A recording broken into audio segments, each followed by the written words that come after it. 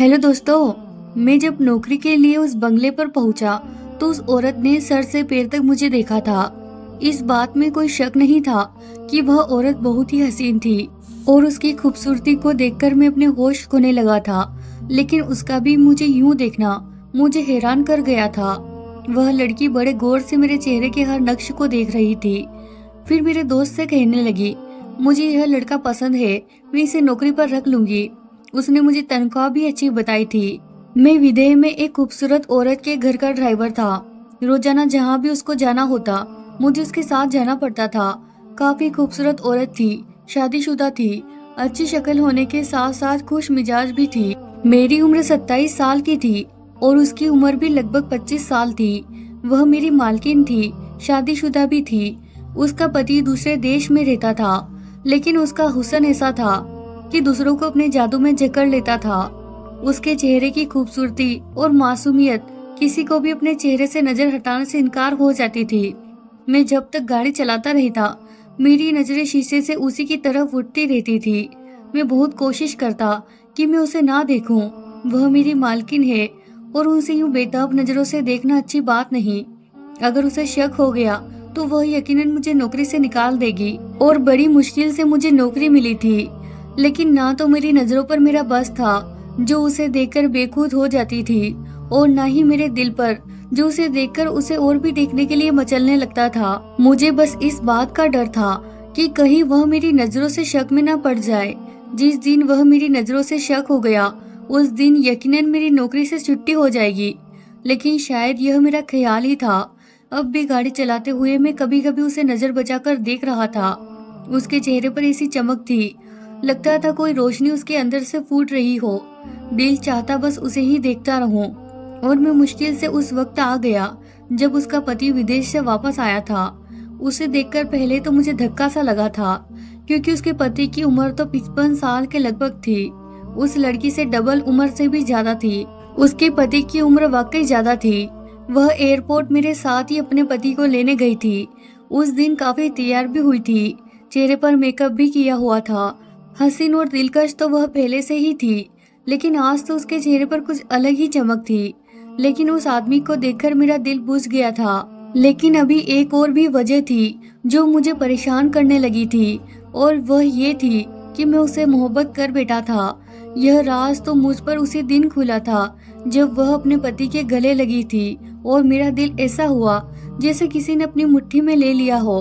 मुझसे बर्दाश्त ही नहीं हुआ कि वह मेरे अलावा किसी और के गले लगे। मैं अंदर ही अंदर उससे मोहब्बत करने लगा था। उसके पति के साथ देखकर मेरे अंदर एक आंख सी लग गई थी। मेरा खुद पर काबू नहीं रहता था।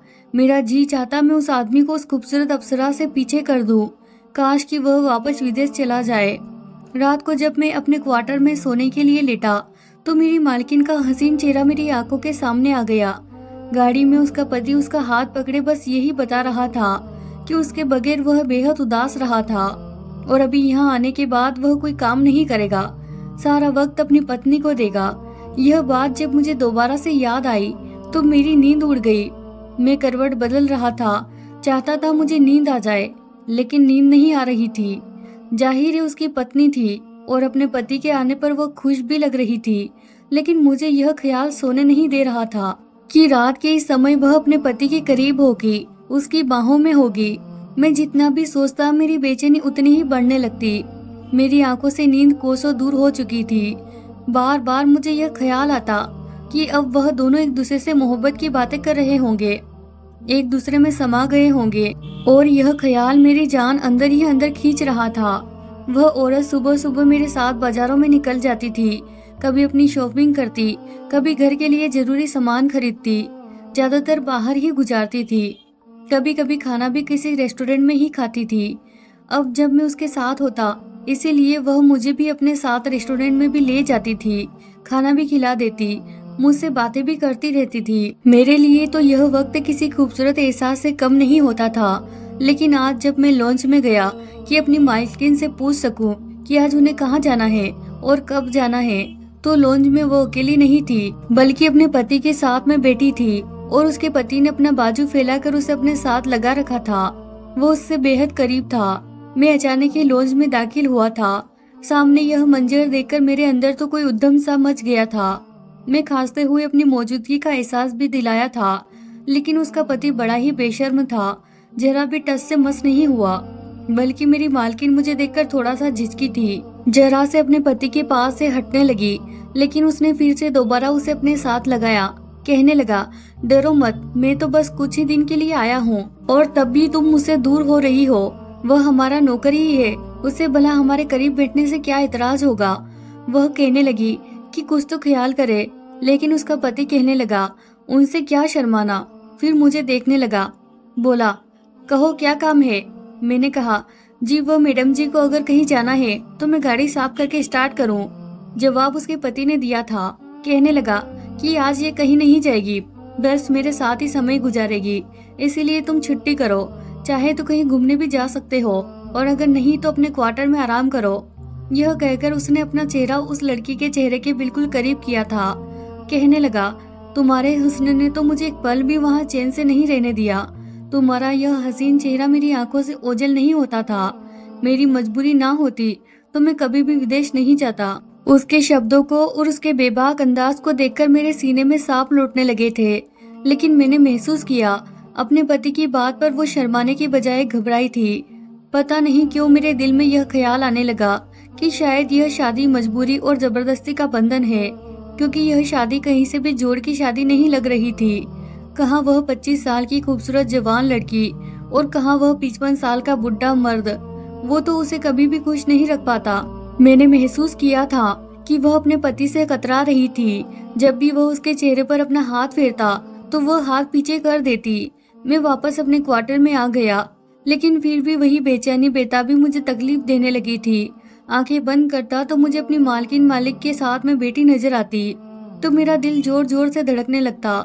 मैं झट से आंखें खोल लेता। ऐसा मंजर तो मैं ख्यालों में भी लाते हुए घबराता था। पता नहीं क्यों मुझे उस शादीशुदा लड़की से मोहब्बत हो गई थी। क्यों मैं उसके हुस्न का दीवाना हो गया था। क्यों मेरा दिल उसका तलबगार होने लगा था। मुझे अपने आप बेबस लगने लगा था। अचानक क्वार्टर का दरवाजा बजा। इससे पहले कि मैं उठकर बैठता, नीलम कमरे में आई। मैं फौरन उठकर बैठ गया। नीलम कहने लगी, ऐसा करो कि मुझे फिटकरी और गुलाब जल ला कर दो। मैंने हैरत से देखा। मैंने कहा, फिटकरी और गुलाब जल का आप क्या करेंगे? यह सुनकर उसने नजरें झुका ली। उसका चेहरा लाल होने लगा। कहने लगी, वह मैं तुम्हें नहीं बता सकती। वैसे तो मैं खुद ही रोज लेकर आती हूँ, लेकिन आज तुम्हारे मालिक मुझे छोड़ने को तैयार ही नहीं है। मुझे नहीं लगता कि वह मुझे बाहर जाने देंगे, इसीलिए यह पैसे पकड़ो और मुझे फिटकरी और गुलाब जल ला कर दो। मैंने पैसे पकड़े और पूछा, कितना? तो कहने लगी कि उसी मॉल में जाना है जहाँ से मैं घर का सामान लेती हूँ। मेरा नाम ले देना। फिटकरी और गुलाब जल मांगोगे तो वह खुद ही तुम्हें दे देगा। उसे मालूम है कि मैं रोज कितना लेकर जाती हूँ। उसे कहना कि मालकिन का पति वापस आ गया है, इसीलिए दोनों चीजों की मात्रा डबल कर दे। यह सुनकर मुझे थोड़ा अजीब सा लगा था। फिटकरी और गुलाब जल का मालकिन क्या करती थी और इस बात का क्या मतलब था कि मालिक आ गया है तो मात्रा डबल कर दी जाए। खैर मैंने पैसे लिए और उस स्टोर रूम में गया जहाँ से मालकिन घर का राशन वगैरह लाती थी। मैंने जाकर मालकिन का नाम बताया और उसका संदेश भी दिया तो वह मुस्कुराने लगा। कहने लगा, हाँ समझ गया, वह बुड्ढा आया है और उसमें फिटकरी और गुलाब जल की मात्रा डबल कर दी। उस दुकानदार की बात ने मुझे कुछ शक में डाला था। मैंने कहा, क्या मतलब कि बुड्ढा आया है? कहने लगा, छोड़ो यार, राज की बात है। फिर उसने मुझे फिटकरी और गुलाब जल दे दिया। कहने लगा, ले जाओ, दे देना अपनी मालकिन को।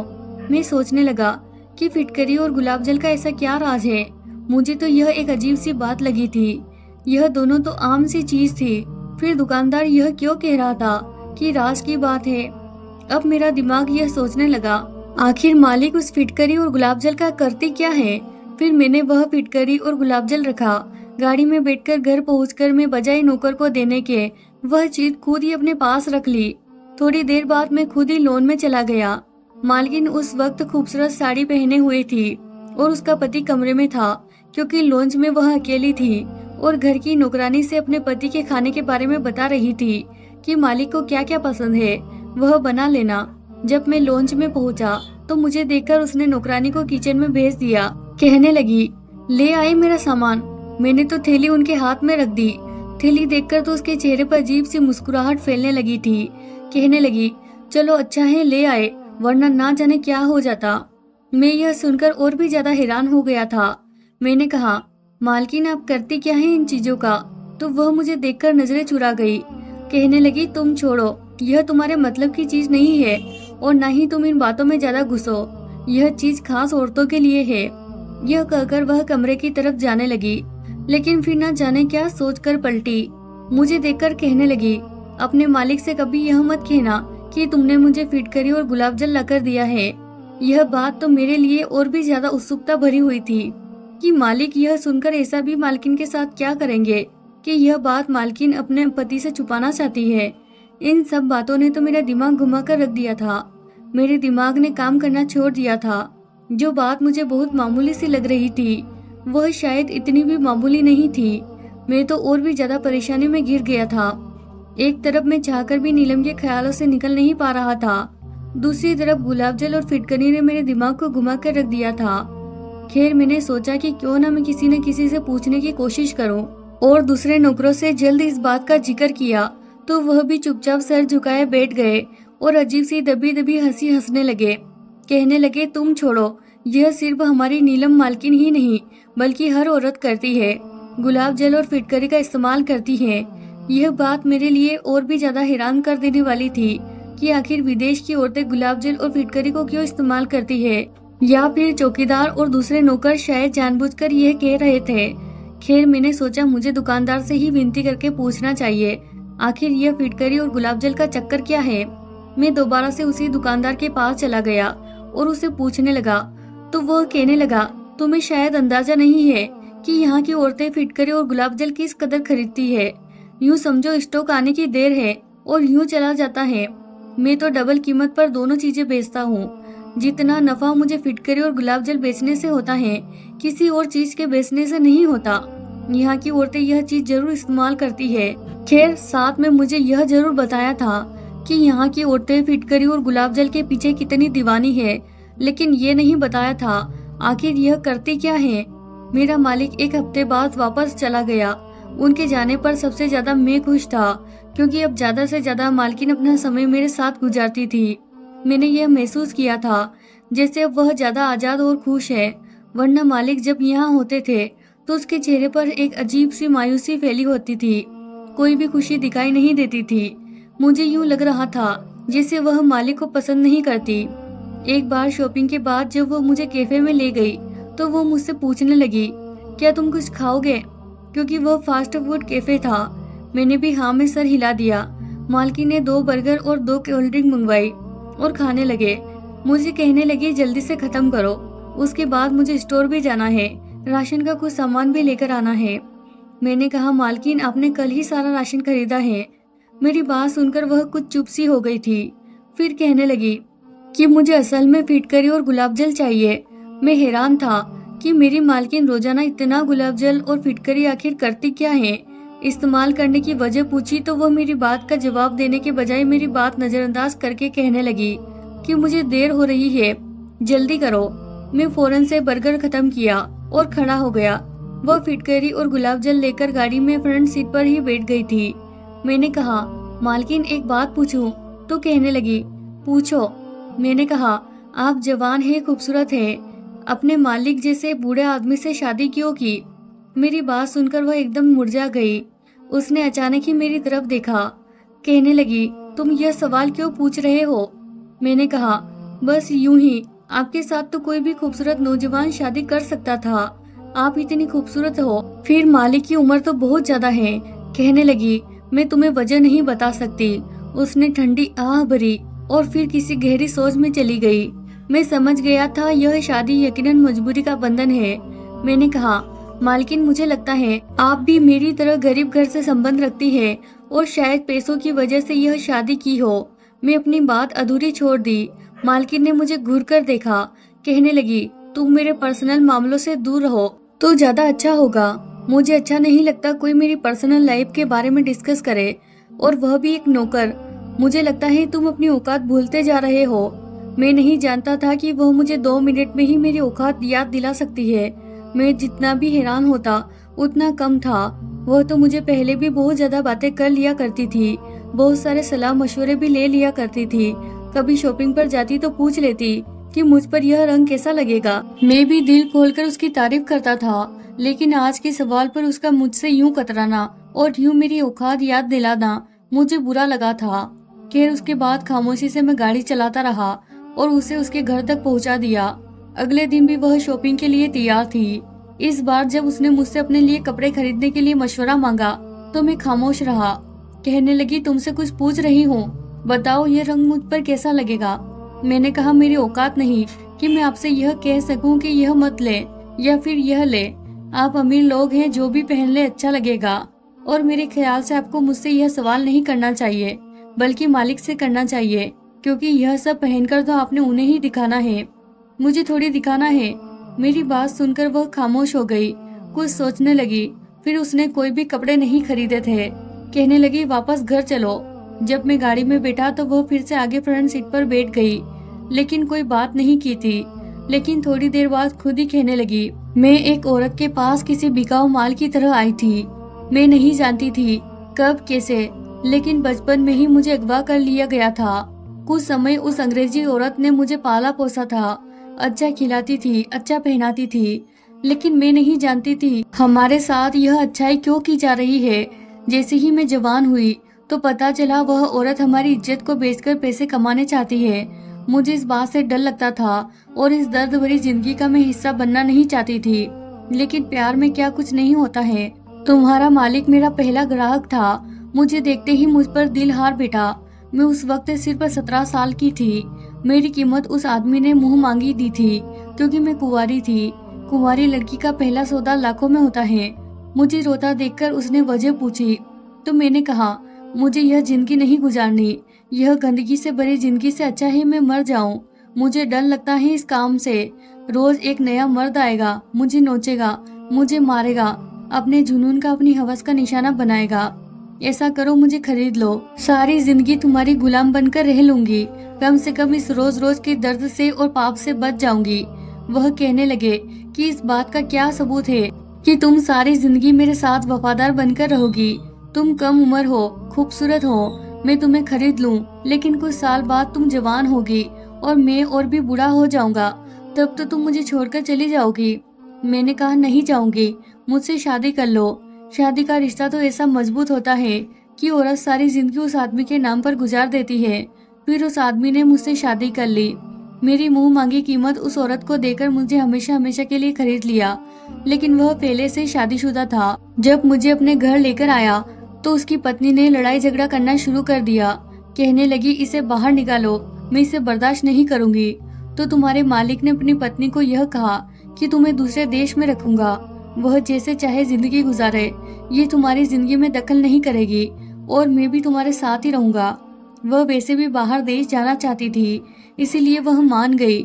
वह आदमी अपनी पहली पत्नी को लेकर विदेश चला गया, लेकिन वह औरत उस आदमी को ज्यादा यहाँ मेरे पास आने नहीं देती, अपने पास ही रोके रखती है। लेकिन मैं उस आदमी के साथ बेवफाई नहीं कर सकती, क्योंकि उसने मुझे बहुत बड़े पाप से बचा लिया, मुझे इज्जत की जिंदगी दी। इसीलिए उसे खुश करने के लिए मैं रोजाना फिटकरी और गुलाब जल का इस्तेमाल करती हूँ। तुम्हारी नजरों से मैं जान गई थी कि तुम मुझे पसंद करने लगे हो। औरत अपने ऊपर उठने वाली हर नजर को पहचान जाती है, लेकिन मैं तुम्हें कोई भी उम्मीद देना नहीं चाहती। तुम एक अच्छे शरीफ इंसान हो, लेकिन मैं अपने पति के साथ किसी भी कीमत पर बेवफाई नहीं कर सकती। इसीलिए अगर तुम अपने दिमाग में कुछ भी सोच रखा है तो तुम उसे साफ कर लो और अपने दिमाग से निकाल दो। बेशक मुझे मेरा पति पसंद नहीं है, मुझे उससे मोहब्बत भी नहीं है, लेकिन फिर भी वह मेरा पति है। मैं उसकी खुशी के लिए सजती हूँ, संवरती हूँ, ताकि वह मुझसे खुश रहे, क्योंकि उसने मुझे बहुत बड़े दलदल से बचाया है। मैं मर तो सकती हूँ, लेकिन अपने दिल के हाथों मजबूर होकर अपने पति के साथ बेवफाई नहीं कर सकती। उस औरत की बात सुनकर मैं हैरान रह गया था। उस औरत ने मेरा दिल जीत लिया था। वह वाकई बहुत ही अच्छे चरित्र की लड़की थी। उसकी बातों से मुझे अंदाजा हो गया था, जितनी मोहब्बत मैं अपने दिल में उसके लिए रखता हूँ, वह भी मुझे पसंद करती है, लेकिन मेरे खातिर अपने पति के साथ बेवफाई नहीं कर सकती। अब तो मेरे दिल में उसके लिए इज्जत और सम्मान और भी ज्यादा बढ़ गया था। वह वाकई सम्मान के काबिल थी, लेकिन फिर वही सवाल कि आखिर वह फिटकरी और गुलाब जल का करती क्या है। मैंने कहा, ठीक है, आप मुझे यह बता दे, आप फिटकरी और गुलाब जल का क्या करती हैं? मेरी बात सुनकर कहने लगी, बताऊंगी तुम्हें किसी दिन। फिर मुझसे कहने लगी, मेरी एक जानने वाली है, बेसहारा भी है, उसकी एक बेटी है, बहुत प्यारी और खूबसूरत है। ऐसा करो, तुम उससे शादी कर लो। यह सुनकर मैं अचानक उसकी तरफ देखा था और एक ठंडी आह भरी थी। वह कहने लगी, तुम खुश रहोगे, वह बहुत ही अच्छी लड़की है। मैंने कहा, ठीक है, अगर आप कहती है तो मैं उससे शादी कर लेता हूँ। बहुत जल्द ही मेरी शादी उसने उस लड़की से करवा दी थी। वह लड़की भी बेहद खूबसूरत थी। मैं रात को वापस अपनी पत्नी के पास चला जाता। माँ बेटी अकेली रहती थी, इसीलिए मेरी सास को अपने घर पर मुझे रखने में कोई एतराज नहीं था। मेरी पत्नी प्रीति भी बहुत ही खूबसूरत और मेरे साथ वफादार रहने वाली पत्नी थी। मुझसे बहुत मोहब्बत करती थी। वो मेरी हर छोटी बड़ी बात का ख्याल रखती, मुझे कभी शिकायत का मौका नहीं देती थी। धीरे धीरे मेरी पत्नी के लिए मेरे दिल में इज्जत और प्यार बढ़ने लगा था। लेकिन हैरान तो मैं उस वक्त हुआ जब उसने भी मुझसे फिटकरी और गुलाब जल मांगा था। मैंने हैरत से देखा। मैंने कहा, तुम उसका क्या करोगी? कहने लगी, हमारे यहाँ की औरतें खूबसूरती में अपनी मिसाल इसीलिए तो रखते हैं। हम लोग फिटकरी को पीसकर अपने गुलाब जल मिलाकर अपने पूरे शरीर पर लगाकर मसाज करते हैं तो दाग धब्बे और दाने हमारे बदन से साफ हो जाते हैं। पूरे बदन की स्किन नरम, साफ और चमकदार हो जाती है, मक्खन जैसी मुलायम। ऐसा करके हम औरतें अपने पति को खुश रखती हैं। यह सुनकर मैं अपना सर पकड़कर बैठ गया। मैंने सोचा था, पता नहीं यहाँ की औरतें गुलाब जल और फिटकरी से करती क्या है, लेकिन यह तो एक मामूली सी बात थी। मेरे समझ में नहीं आता वह यह राज इतना छुपाते क्यों हैं। मैंने प्रीति से पूछा तो कहने लगी कि औरत कभी भी अपने हुस्न का राज किसी को नहीं बताती। खैर, मैं आज भी अपने मालकिन की बहुत इज्जत करता हूँ और दिल से करता हूँ, क्योंकि वह एक वफादार और संस्कारी पत्नी है। अगर आपको हमारी कहानी पसंद आई हो तो वीडियो को लाइक करें। चैनल पर नए हैं तो चैनल को सब्सक्राइब जरूर करें। धन्यवाद दोस्तों।